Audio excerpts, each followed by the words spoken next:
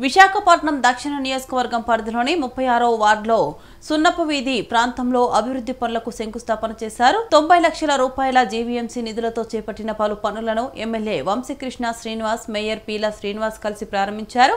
రంగిరాజు వీధి, మంతవారి వీధి, ఆసిపాపవారి వీధి పరిధిలో సీసీ రోడ్లు, డ్రైన్లు నిర్మించగా బాపూజీ కొండ ప్రాంతంలో ఎంఎస్ మెట్లు నిర్మాణం చేయనున్నారు. ఎమ్మెల్యే వంశీకృష్ణ శ్రీనివాస్ మాట్లాడుతూ ఎన్నికల్లో ఇచ్చిన ప్రతి హామీని నెరవేర్చడం జరుగుతుందని, కూటమి ప్రభుత్వం ప్రజాపాలనకు కట్టుబడి ఉందని పేర్కొన్నారు. స్థానిక నాయకుడు మాసిపోగు రాజు మాట్లాడుతూ వార్డులో అభివృద్ధి జరుగుతుండడం పట్ల సంతోషం వ్యక్తం చేశారు.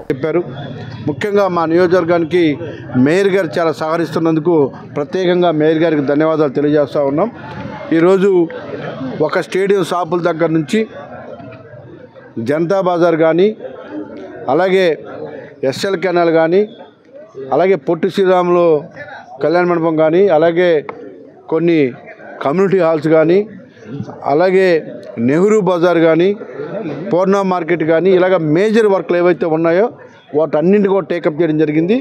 మొన్నే సెంట్రల్ నుంచి ఏదో ఒక పన్ను ఉందని చెప్తే సుమారు 70 కోట్లు వాళ్ళ అతి త్వరలోనే శాంక్షన్ తీసుకొచ్చి కమిషనర్ గారికి ఆ బాధ్యతలో ఉన్నారు, ఆ పనిలో కూడా ఉన్నారు. ఆ 70 కోట్లతో పూర్ణ మార్కెట్ రూపురేఖలు మార్చబోతూ ఉన్నాం. అలాగే ఆల్రెడీ మేము అందరం కూడా విజిట్ చేయడం జరిగింది. నెహ్రూ బజార్ కూడా పూర్తిగా రూపురేఖలు మారబోతూ ఉన్నాయి. ఎక్కడైతే మేజర్ వర్క్లు ఉన్నాయో అవన్నింటినీ కూడా మేయర్ గారి ఆధ్వర్యంలో అన్నీ కూడా కంప్లీట్ చేస్తాం. ఇచ్చిన ప్రతి మాట నిలబెట్టుకుంటాం. ఆల్రెడీ రోడ్లు చూశారు మీరు ప్రస్తుతం. ప్రతి సందుకొందుగా ఎక్కడికి వెళ్ళినా కూడా రోడ్లు అద్భుతంగా వేయడం జరుగుతూ ఉంది. కొన్ని కమ్యూనిటీ హాల్స్, అలాగే ఇప్పుడు నేను చెప్పినటువంటి మేజర్గా ఉన్నటువంటి కొన్ని వర్క్లు ఆల్రెడీ ప్రాసెస్లో ఉన్నాయి.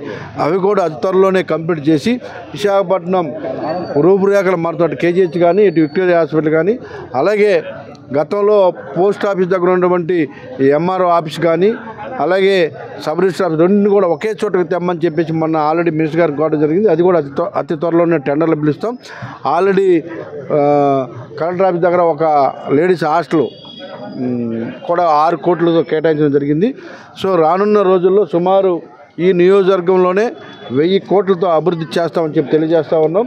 రూపురేఖలు మార్చి మరి ఓల్డ్ టౌన్ నుంచి మళ్ళీ అటు వెళ్ళే పరిస్థితి లేకుండా, అటు వెళ్ళిన వాళ్ళు వెనక్కి తీసుకొచ్చే పరిస్థితి ఉంటుంది తప్ప ఎటువంటి ఇబ్బందులు లేకుండా ఈ ప్రాంతంలో కూటమి నాయకులు అందరినీ కలుపుకొని